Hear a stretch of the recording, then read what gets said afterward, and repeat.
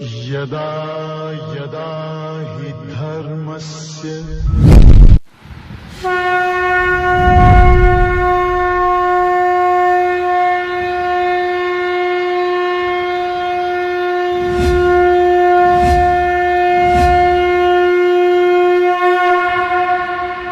ओम ब्रह्मादिभ्यो ब्रह्म विद्या संप्रदाय कर्तृभ्यो वंशऋषभ्यो महद्भ्यो नमो गुरुभ्यः सर्वोपप्लवरहित प्रज्ञान घन प्रत्यगर्थो ब्रह्माहमस्मि सोहमस्मि ब्रह्माहमस्मि। ओम प्रपन्नपारिजाताय तोत्रवेत्रैकपाणये ज्ञानमुद्राय कृष्णाय गीतामृतदुहे नमः। May the Almighty Shri Lord Venkateshwara bestow all kinds of prosperity, health, wealth and eternal happiness with Paripurna Lakshmi Katakshams to you and the entire your family and friends. Let us begin Bhagavad Gita. We are just seeing the summary of 13th chapter. The 13th chapter, which contains the subject matter of Kshetra and Kshetrajnaha. Now, the name of the chapter itself, it reveals the subject matter. Kshetra Kshetrajna Vibhaga Yoga. Vibhaga means divisions of something. Now, the divisions of something, what? Divisions of Kshetra and Kshetrajna. What are the divisions are available in Shastra regarding Kshetra? And what are the divisions are available in Shastra regarding Kshetrajna? In the last session, I told Bhagavan took Arjuna for a journey through which he can impart the proper knowledge about the self of Arjuna. So when we are born, we were completely ignorant about ourself. Okay? The self which is in the form of experience. If I ask you, are you aware about yourself? The answer is very difficult. If I ask you, are you aware? You will say, yes, of course I am aware about myself because I do experience about myself. Everyone experiences about their self. Now, that experience is not understood thoroughly. That is what the problem is. So one should understand about his self thoroughly. That vague understanding, out of the understanding, one should realize that his self is not conditioned by body, mind and sense complex. Now both are experienced as in the form of experiences which we saw in the last session itself. My nature, my real nature, which is an evident experience to me, in the same way my body also is an evident experience to me. But this experience brings suffering. Then what should I do? What should one do? Therefore, one should learn about their own self properly. Then they can get rid of suffering. So that Bhagavan Krishna took Arjuna to a long journey. Now, Kshetrajna is explained with the help of the technical term Purusha. Now, Kshetrajna and Purusha together, by doing equation, it is arrived at to a conclusion. That conclusion is Brahman. Brahman means the pure consciousness.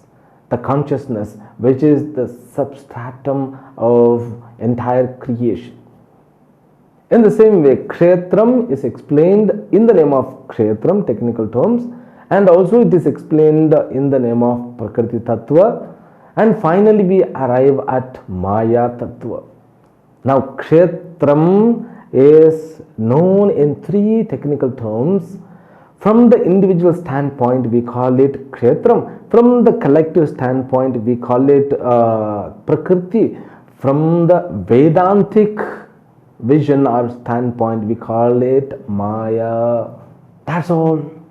From the Vedantic vision. So all these technical terms are introduced only by Vedanta alone. But this Maya and Brahman words are too technical by themselves, but we understand it through Upanishads or Bhagavad Gita kind of text, the wonder will take place.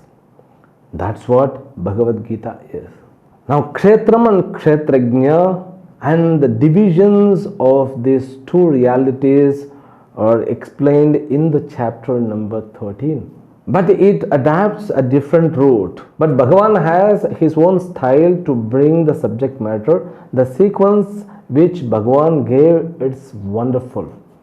He started with Kshetram because Kshetram is the first object which we experience immediately. The world comes later. Our body, mind and sense complex are very evident to us. He spoke about it. Then he took us to the Kshetrajna later on. Because of the body, we are able to understand. Now, body means the subtle body is known as Buddhi. Means the Buddhi is the subtlest part of this Sharira, isn't it? Now, in that Buddhi alone, we are able to experience ourselves. My home, I am. So that I am, what kind of I am is to be realized. Therefore, Bhagavan gave the meaning of Kshetrajna. First, Bhagavan gave the meaning of Kshetram and Kshetrajna. Then Bhagavan brought Jnanam, one more division. Jnanam means the virtues which are very much needed means for knowledge. Sadhanani. Or we can call it Vedantic friendly virtues, life friendly virtues. He gave in such a manner so that one can understand the qualifications. Dharma is given priority in those subjects. Dharma is given priority in those subjects. Now, we need to establish ourselves in Dharma. So, when we are coming to know about our nature, but the Dharma part is to be adapted properly. Then Bhagavan brought the knowledge about Prakriti, then knowledge about Purushaha. He ended with the 5 steps of Vedantic life. From the verse number 24 and 25, Bhagavan established the complete package, the lifestyle of Vedanta in 5 stages. The first, he says, Karma Yoga Sadhana. Sadhana means for moksha. Now, karma becomes a main role to play to gain the maturity. Because first we are with extrovert mind.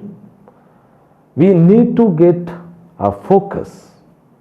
One has to have the mind which is focused. For that, Karma Yoga will help. Once I am able to get my ekagrata chitta, the focused mind, the mind which is fluctuation free, then the next sadhana is known as upasana. That upasana part which is taught from 6 to 12 chapters. From the chapter 6 to 12, he taught what exactly upasana, where we are seeking support or we are surrendering to Lord. We are seeking support from the Supreme Lord. In order to understand myself, I need to seek the help of Lord. Bhagavan should bless me. I need to seek the help from my Guru. Guru will teach me the Shastra. The Shastra will let us know who is Ishvara. Now Ishvara will bless us if we put forth the efforts to surrender towards Him. For that, the Upasana part is very much valid. In Upasana's part means in the Upasana we surrender to the Almighty. That Almighty is to be known. So once you have the knowledge about the Almighty, then alone you can make proper surrendering. That, the part of that Ishvara Tattvam, the concept of Ishvara, which established in three steps, three kinds of understanding. The God is to be understood as a Karta, as a creator of the world. Then the world is created. Then the second level of understanding of Ishvara's concept is God has become the world, like milk becomes like a curd. Okay, and that way God alone has evolved in the form of world. We saw it from the chapter 10th and 11th. Okay, then the final understanding, which is the third understanding, God alone substratum, the world is a mithya reality. What exists is nothing but God alone. This three level of understanding which helps us to go further into upasana. So once I become matured in the upasana, means once I am connected thoroughly with Ishvara, then the equation takes place. Then the Shravanam begins. Though we started from the chapter 1, but the Shravanam begins from the chapter number 13. Actually, all other things taught, first 12 chapter taught about myself and the world and the Ishvara. About myself, about the world and about Ishvara is to set proper Karma Yoga and proper Upasana Yoga. Then the Shravanam begins. The Shravanam means the impact of Shravanam begins. Though the Shravanam began from the first chapter itself, but the proper Shravanam, it gets connected, it gets settled from the chapter number 13. That is what known as third stage. So once the Shravanam begins, then Mananam also is needed. That's the next level. Now you see the Shravanam removes from us ignorance of ourselves and the ignorance of the Lord. So both ignorance are removed. The elimination of Ajnana comes by Shravanam.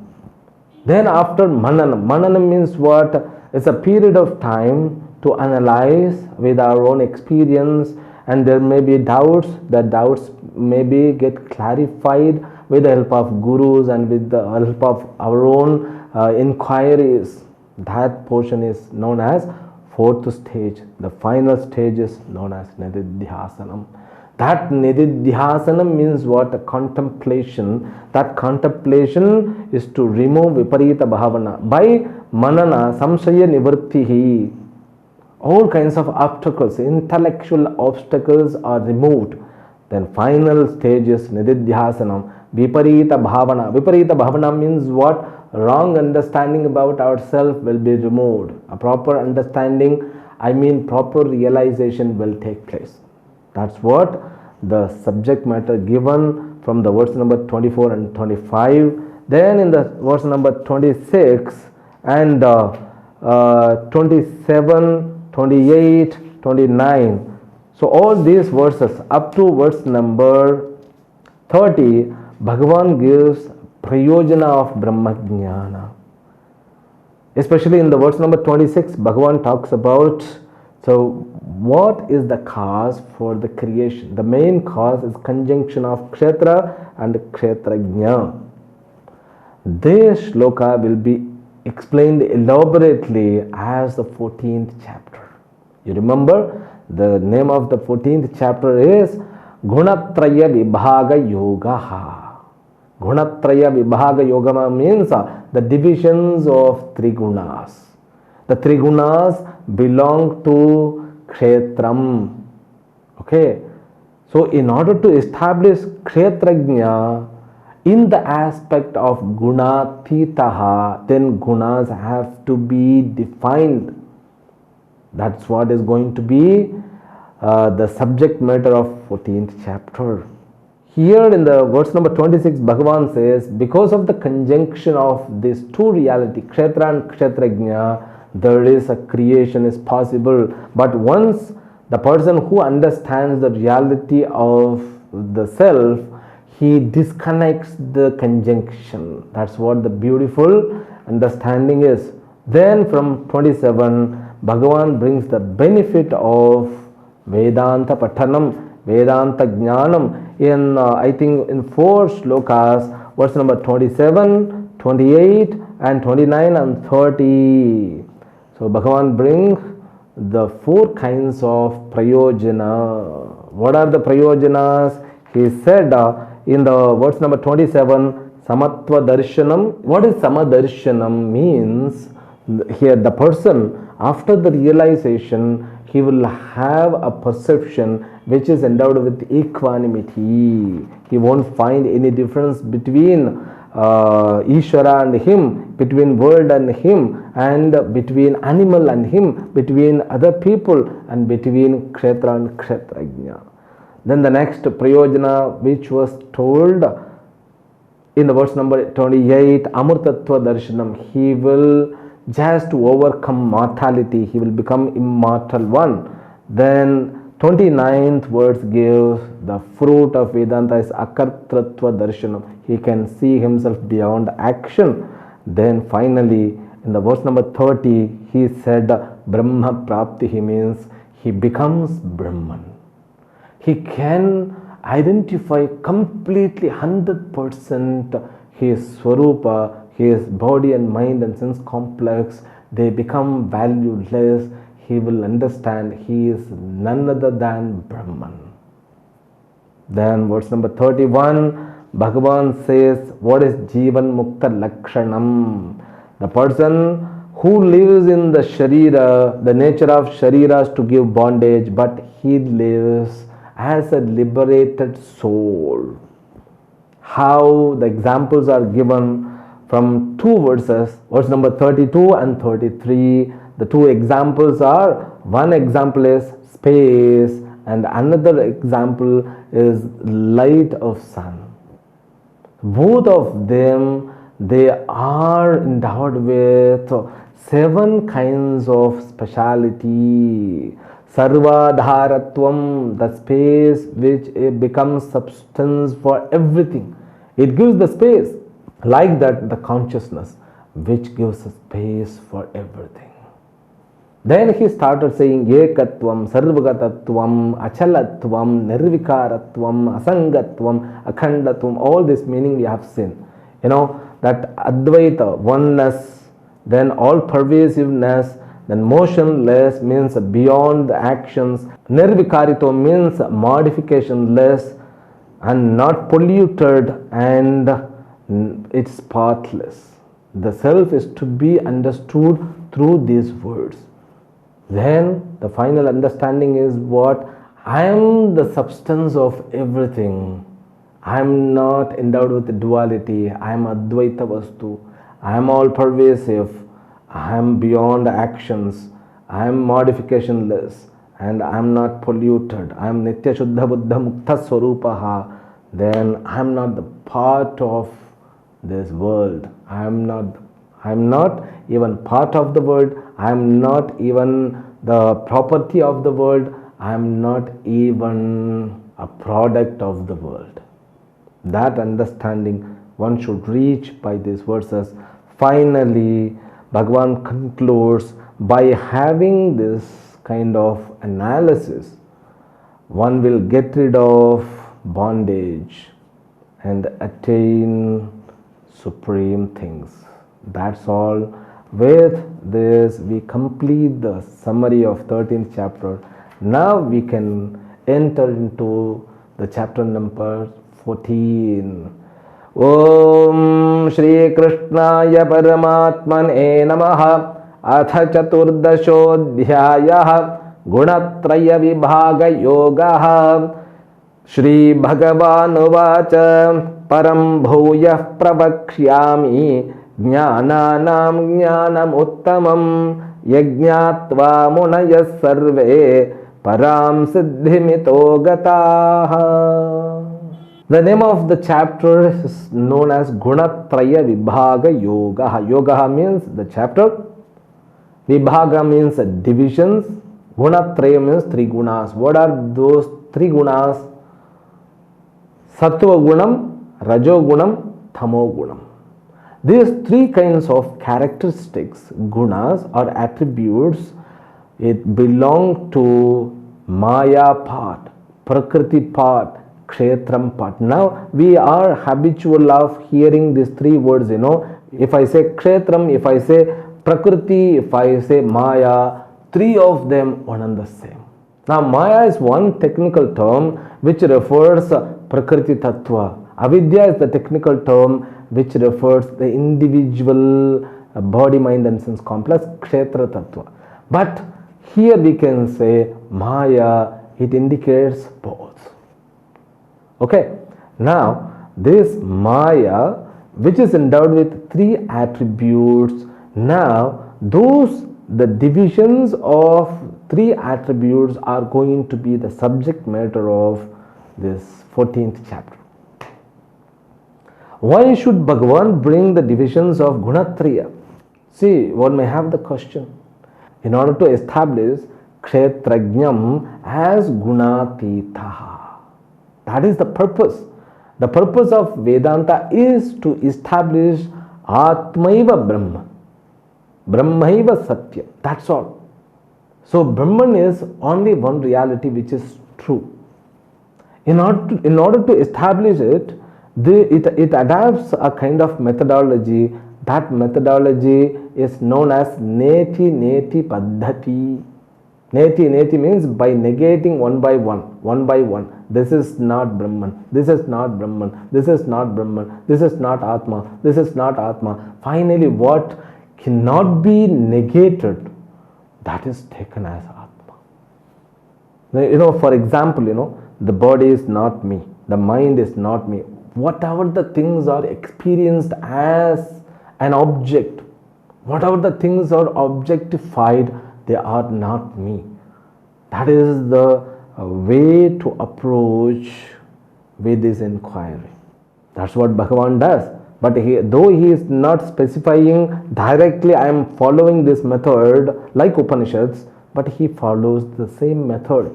That's what is going to be done. So all three gunas are going to be explained well. The world is nothing but the mixture of three gunas. This is a fantastic approach. Though it seems to be we are going to analyze about the Prakriti Tattva. Prakriti Tattva means analyze about every atom of this world. It's so interesting, So when you talk about Brahman, same Brahman, attributeless and beginningless, endless and birthless, deathless, you get bored. But when we learn about the world, the secret behind every guna, so how they cause for birth, how they cause for samsara, so how can escape from that? So what is the original, the things which is happening in the form of creation? All those things will be explained in this chapter by Bhagavan Krishna. Because one should be thoroughly aware about the function of Maya. For that, Gunatraya Vibhaga has been started now. Bhashikara says, Sarvam utpadyamanam kshetra kshetrajna samyogat utpadyate iti uktam tat katham iti tat pradarshanartham param bhuyaha ityadihi adhyaya arabhyate. In the last chapter, Bhagavan said, the creation is because of the conjunction of two realities. What are they? Kshetram and Kshetrajna, individual consciousness and the body. So that's what is causes, There must be matter and consciousness. The combination of matter and consciousness causes for the creation. So what? It seems to be okay. How? What is the logic behind it? What is the necessary behind it? What is the goal it has? Why the hell the creation is taking place? We don't know. What is the purpose? We don't know. Athava Yishvara Paratantrayoho Kshetra Kshetrajnyoho Jagat Karanatvam Natu Sankhyanam Iva Swatantrayoho Iti Evam Artham. In order to find what is the cause for the Jagat, Ishvara, does he willingly making all people suffer? Ishvara is not a sadist one. Even no jiva likes to be a sufferer. Then who creates? Who has the capacity to create the world? If I am the creator, Vedanta says you are the creator. Or if I am the creator, I would create the world where I won't suffer, isn't it? We would create the world. If at all we have the capacity, we would create the world like heaven. We would have not created like this. So we suffered, always waiting for happiness, hunting for happiness, always looking for the happiness. But it seems to be as though chasing a shadow of one's own self. Shadow cannot be grabbed, Therefore, the secret behind the creation is to be defined. प्रकृतिस्थत्वं गुणेषु च संगः संसार कारणम् इति उक्तं कस्मिन् गुणे कथं संगः के वा गुणाः कथं वा ते बध्नन्ति इति गुणेभ्यः च मोक्षणं कथं स्यात् मुक्तस्य च लक्षणं वक्तव्यम् इति एवम् अर्थं च. So what is the cause of the suffering? The suffering which are experienced by us, what causes for it? Because in the last chapter we learned, this body, mind and sense complex, they are inert, jada vastu. When there is something which is inert, it doesn't have the capacity to provide suffering, isn't it? Then what else provides suffering? Atma is beyond attributes. Then what is the room of suffering? What is the cause of suffering? That secrets are revealed in this chapter. That we will continue from the next session. Harihi Om. Shri Gurubhyo Namo Namaha. Om Purnamadah Purnamidam Purnat Purnamudachyate Purnasya Purnamadaya Purnamevavashishyate. Om Shanti Shanti Shanti. Harihi Om. Shri Gurubhyo Namaha. Harihi Om.